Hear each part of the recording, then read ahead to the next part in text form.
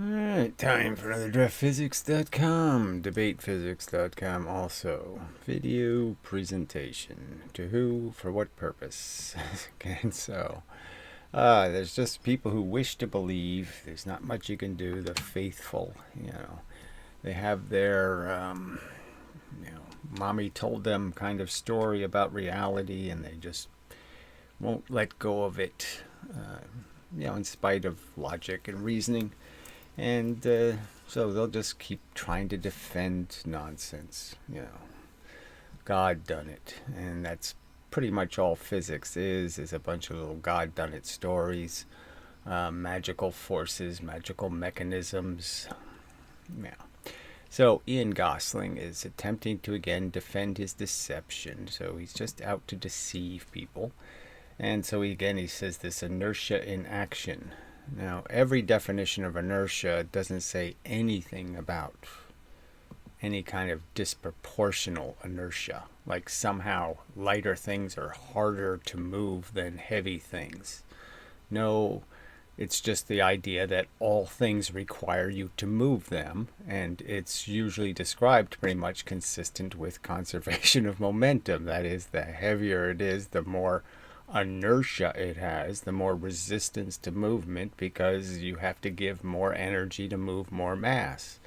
So it's exactly the opposite of what he's arguing. So he's not even defending anything real. He just thinks there's this inertia thing that means if you go a faster velocity that somehow, okay, it's more than, okay, so instead of it being 3 times the force to go 3 times as fast, somehow it's 9 times the force to go 3 times as fast.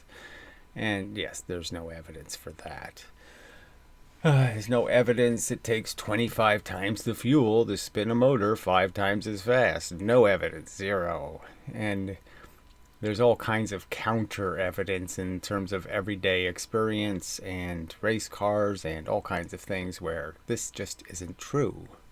And they don't care that it isn't true. All right. So I pointed out some of the flaws in his experiment, but there's a whole bunch of them. Okay. And so the ones I didn't are more important than the ones I did point out. So I don't know if there's any point in playing the actual Dear video. Gary, because you are so nice to me, I'm Oh, reading fuck these you in the ass messages till dead. Okay, we don't need to bother with his voice. So he just does the same experiment, just measures the masses this time with the bolt and the wing nut. So obviously it does matter. So it changed the experiment a little, but not enough to make a difference because it's not a balance.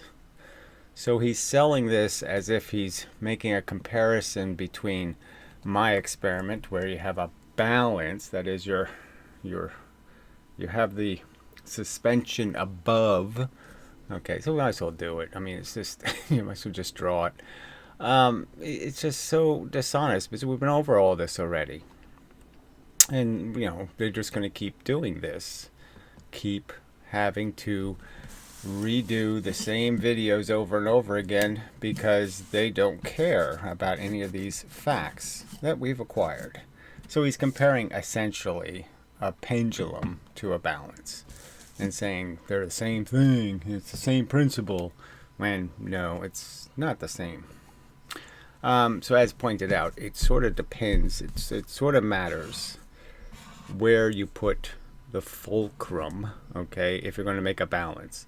And if you put it in the center, all right, then the two mass differentials, that is how much mass you're throwing on one side versus the other side, is equal. So you don't store any energy in the lever per se. If you put it below, okay, in gravity, it'll have the effect of making whatever you give force to heavier, okay, and so it'll swing all the way down. And the only thing that works as a balance is you have to have the fulcrum above, okay, the weight of the lever.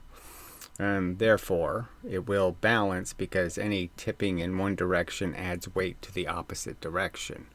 So you're storing energy essentially in the lever, and that's why it becomes an oscillator.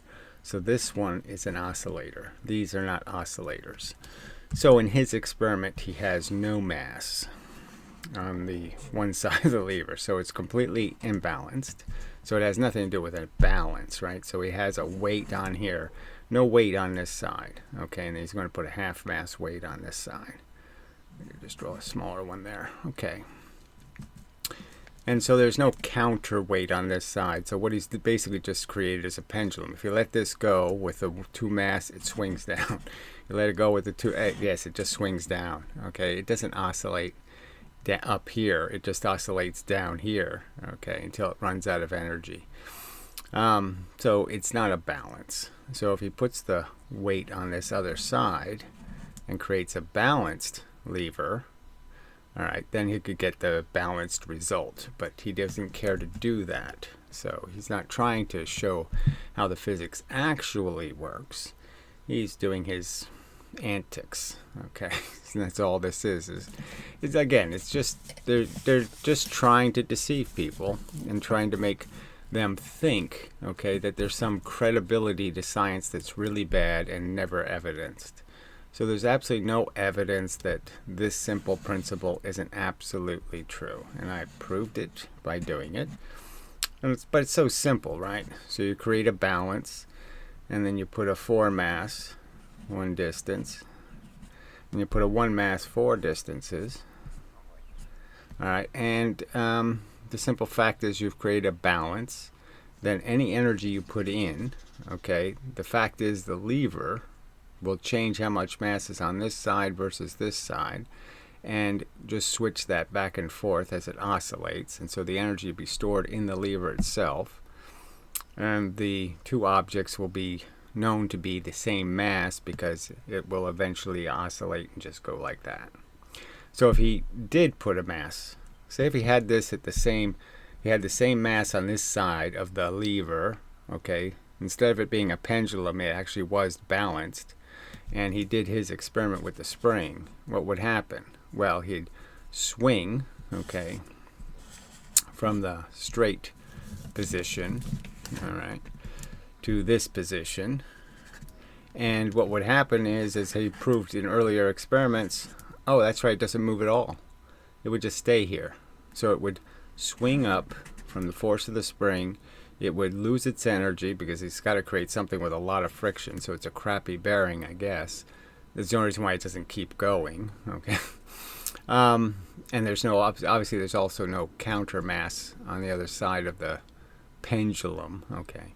But if he did put it, a counter mass, the fact is the two things will stay in this position. So even if he has the 1 mass out here and the 2 mass here, or the 2 mass here and the 2 mass here, it'll just stay. So it'll again prove that the 1 mass and the 2 mass at these appropriate positions have the same weight, because the fact is it won't move just as much for both. So if he gets the positions correct, the gravitational pressure will be equal on both sides. The lever is not storing anything because the same amount of mass went this way as went that way on the lever, and so therefore you have an equal amount of pressure, an equal amount of force, and so the net force is 0. So you have 0 motion. Now the reason why you have motion back down is because he doesn't have this mass on here. He doesn't have a balanced lever. He just has a pendulum with a stick on one end. You know, it's just, he has just created a pendulum like this, and he's artificially used a spring to create a fake. Look, it's balancing. When no, he's using a spring, so it's not balanced. Yeah, so what else is, there's nothing else to say really, right? So yes, of course, you make a pendulum with different lengths. It has a different period. So that's all you're really doing, is changing where the center of mass is of the lever and the weights, because that's really what you're measuring, is the difference between these two sides. You're basically just going to compare the total mass of this and the total mass of this, okay, and where the center of mass is. So you're creating two pendulums with very different places where the center of mass is. The center of mass on one pendulum is going to be here. Center of mass on the other pendulum is going to be here. So of course they're going to oscillate at different rates, okay, because of that's the way pendulums work. It's not the way a balance works. Alright, so again, it has just nothing to do with the real core subject. You can't undo this experiment. So why don't you just do it? Do this experiment and then show us where the magical transformation takes place, where this side of the lever has twice as much kinetic energy as this side of the lever.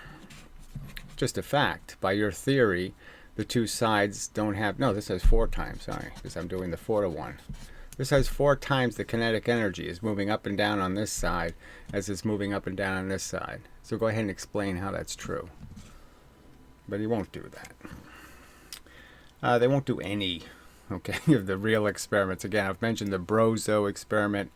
You know, it's a pretty solid experiment. You know, it's as his first effort, it was, you know, pretty good. And you know, and just trying to duplicate the simple principle of, you know, if you're going to use a force and you want to use the same force, and then you're going to launch an object from this location, and then you're going to launch the object from this location. This is going to be half the mass, and this is going to be a full mass, and it's going to be the same momentum. Okay, and the law of the lever will show itself, and this will go twice the velocity, and this will go 1 velocity. And no, we don't see that. So he won't redo that experiment. Trying to do it better and better. I mean, Brozo did on glass. He used very slick objects, did lots of good things, and this guy probably can't duplicate that. You know, can't make an experiment with something that slides very well, very easily, is easily pushed, very low friction. And again, I suggested pendulums, but again, the trick with pendulums is measuring the actual, how much actual work you've done against gravity. And that's the trick here, is because with any of this angular rotation, so the other thing to understand, when something moves angularly, it's moving 4 times the distance this way, but it's only twice the height. So it is a weird circumstance because it doesn't duplicate the, you know, if you're using this energy to move it back down, you have to understand that, of course, this one has to move slower going down because it has to be in the gravity twice as long. The only way something can gain twice the velocity using gravitational acceleration, that is having no other energy but your gravitational fall, it obviously does have to take twice as long to fall because it needs to collect twice as much gravity. So it falls slower. But when you put the energy in with a spring or some other object, you're already up to twice the velocity. So that's the catch. All right. Yeah. Yeah, it's probably enough. I'm just saying it's another just complete shenanigans. He doesn't measure the oscillation difference, which I guess is going to be, it's not going to be 2 to 1 because the way the lever is diluting both the masses. So it's going to be something less than 2 to 1 in terms of one's going to oscillate. And it's not technically oscillating in the sense that the spring is stopping it from doing what it wants to do, which is just turn into a pendulum swinging this way. All right. Yeah, so there's not, yeah. So put the weight on the other side, balance your lever, and then do the experiment and see what results you get. All right. Enough of a video, but you know, it's the same. It's just going to go on and on and on. And then this other asshole in the comment section, I blocked him. It's just enough of this bullshit. Again, saying how I should be doing the experiments.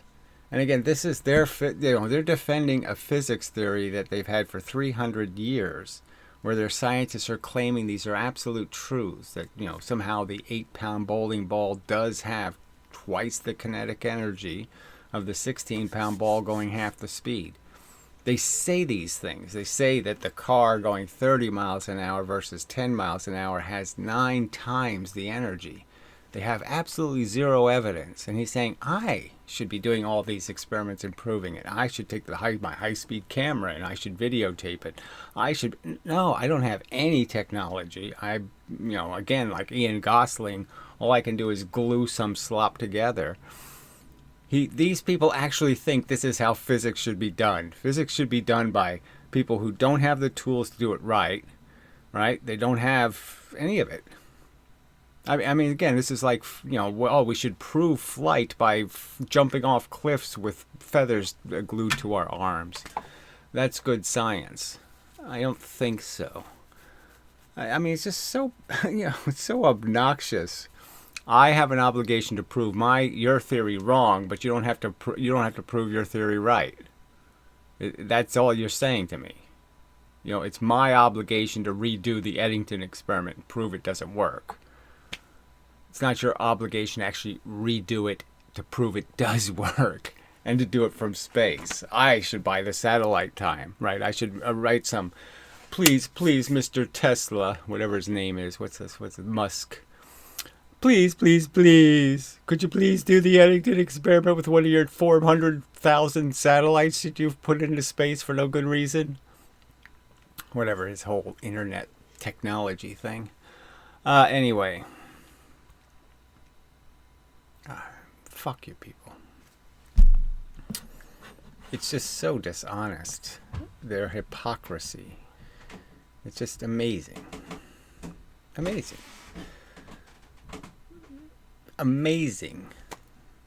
And again, I really, all you're doing is verifying that humans are a lot worse than I thought they were. I mean, I always thought, yes, we're subject to being corrupt and cheating and all that kind of stuff, but you really are scum. I mean, a lot scummier than I'd ever be. Yeah.